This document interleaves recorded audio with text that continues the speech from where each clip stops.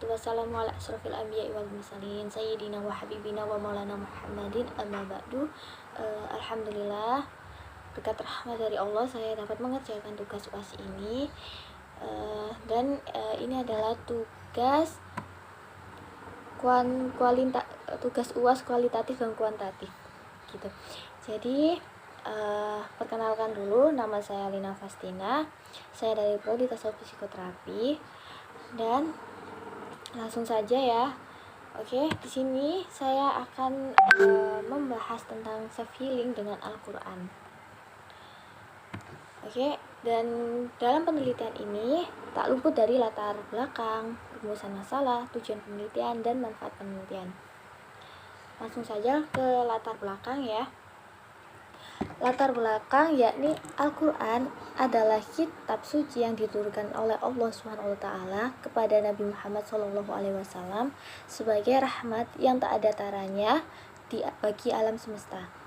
Di dalamnya terkumpul wahyu ilahi yang menjadi petunjuk, pedoman yang pelajaran bagi siapa yang mempelajarinya dan mengamalkannya.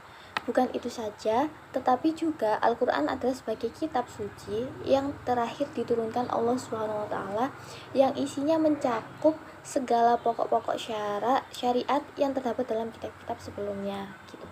Jadi di sini juga ada pembahasan tentang self healing. Self healing juga dapat dikatakan sebagai sebuah proses yang dilalui oleh individu untuk terapi dalam rangka penyembuhan diri terhadap penyakit batin yang menggunakan kekuatan yang berasal dari dalam dari individu.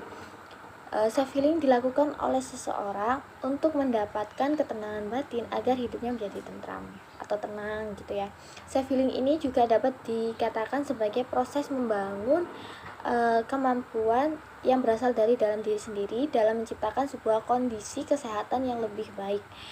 Kemampuan tersebut dapat dilakukan dengan berlatih sendiri maupun bersama dengan praktisi atau ahlinya seperti psikiater, psikolog. Nah, gitu. Langsung saja kita ke tujuan penelitian.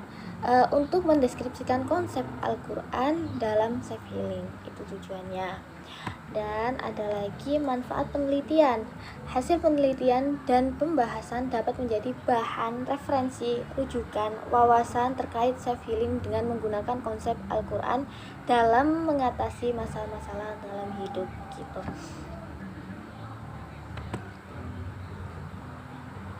Baik, langsung ya ke selanjutnya, kajian pustaka. Jadi kajian pustakanya yakni skripsi dari Siti Miftahul Jannah tahun 2020 dengan judul Penerapan Self Healing dalam mengatasi kecemasan pada remaja korban KDRT di Panti Asuhan Amanah As-Shodiqiyah, Kampung Gandra, Kelurahan Sukatani, Kecamatan Rajeng, Kabupaten Tangerang, Banten. Penelitian ini membahas tentang self healing dalam mengatasi kecemasan pada remaja korban KDRT. Penelitian ini merupakan penelitian kualitatif dengan menghasilkan deskripsi kualitatif gitu. Dan yang kedua, saya dapat referensi dari buku dari Ummu Kulsum IKT tahun 2022 dengan judul Self Healing dengan Quran. Dengan membaca Quran dapat mengatasi galau, gelisah, dan kecemasan yang lain pada remaja gitu. Jadi yang kedua ini kebetulan ada bukunya. Dan ini tentang metodologi penelitian, model dan jenis penelitian. Penelitian ini menggunakan metode kualitatif. Penelitian ini akan mengumpulkan berbagai data mengenai self healing dalam Al-Quran, kajian-kajian Al-Quran dalam memberikan solusi bagi remaja yang sedang mengalami galau, gelisah, kecemasan, stres, bahkan depresi gitu ya. Pada penelitian ini digunakan dalam rangka menganalisis serta mendeskripsikan sebuah sikap, keadaan sosial, fenomenal dan emosi, pemikiran dan kepercayaan seseorang individu maupun kelompok. Jenis penelitian ini adalah penelitian pustaka yaitu penelitian dengan cara melakukan pengkajian terhadap beberapa ayat Al-Quran yang dinilai dapat dijadikan sebagai terapi self-healing dalam mengatasi kecemasan, stres, galau, gelisah. Penelitian yang digunakan termasuk dalam meneliti deskripsi, di mana dapat dikumpulkan, disajikan dalam bentuk narasi, uraian-uraian dari penerapan hasil tafsir beberapa ayat Al-Quran yang disesuaikan dengan topik pembahasan. Yang kedua ini melakukan metode pendekatan penelitian, yaitu menggunakan pendekatan tematik, yakni maudhu'i. Teknik analisis data. Yang ketiga ini dengan teknik analisis data. Teknik analisis data pada penelitian ini menggunakan teknik analisis deskripsi. Pada cara ini dilakukan pengalian informasi secara mendalam terhadap topik yang dibahas. Hasil dari berbagai kegiatan pengumpulan dapat kemudian akan diklasifikasikan dengan berdasarkan subbahasa. Selanjutnya mengkaji keperluan data yang tersusun secara sistematis. Dengan analisis hal ini ditunjukkan untuk menjawab fokus penelitian yang ditentukan peneliti. Dan ini bab 2, yakni kajian teori. Sesuai dengan namanya, yakni Al-Quran. Al-Quran adalah kitab suci yang menjadikan bacaan bagi manusia atau pedoman bagi manusia untuk memperoleh petunjuk-petunjuk dari Allah.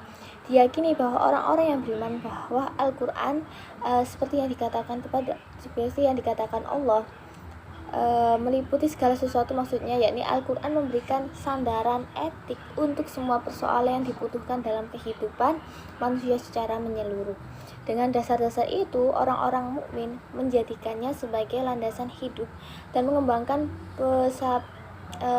melambaskan keperluan-keperluan hukum praktisi. Namun sebagai ulama memasukkan hasil ijtihad sebagai sumber Islam setelah Al-Quran dan As-Sunnah.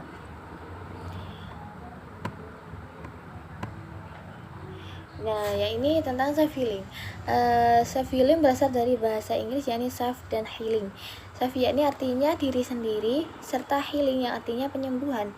Dengan demikian, self-healing dapat diartikan sebagai penyembuhan diri sendiri. Setelah self-healing juga dapat diartikan sebagai pengobatan. Berdasarkan pengertian tersebut, maka self-healing yakni upaya seseorang untuk menyembuhkan penyakit batin dalam dirinya, atau dapat dikatakan bahwa self-healing merupakan proses yang dilalui oleh individu dalam rangka menyembuhkan terhadap luka yang terhadap dalam hati individu tersebut, gitu ya. Jadi menggunakan energinya sendiri gitu. Jadi self-healing ini dilakukan oleh seseorang untuk mendapatkan ketenangan batin agar hidup menjadi tentram. Self-healing ini juga dapat dikatakan sebagai proses membangun kemampuan yang berasal dari dalam dirinya sendiri dalam menciptakan sebuah kondisi kesehatan yang lebih baik lagi. Kemampuan tersebut dapat dilakukan dengan berlatih sendiri maupun bersama dengan praktisi ahlinya seperti psikiater dan psikolog gitu. Terus langsung saja. Adapun pendapat dari Rahmari yang tadi yang jadi referensi itu, Rahmasari maksudnya ya, bahwa self-healing yakni cara dapat menyembuhkan luka dengan mengeluarkan perasaan emosi yang terpendam dalam tubuh gitu. Jadi terkadang kita butuh untuk meluapkan emosi itu sendiri, akan tetapi ada catatan jangan sampai merugikan orang sekitarnya gitu. Baik. Langsung saja ke daftar pustaka, yakni dari Zakia 2001 Psikoterapi dan Konseling Islam Yogyakarta, Fajar Pustaka Baru. Dan yang kedua dari Anggito LB 2018 Metodologi Penelitian Kualitatif Sukabumi CF Jogja.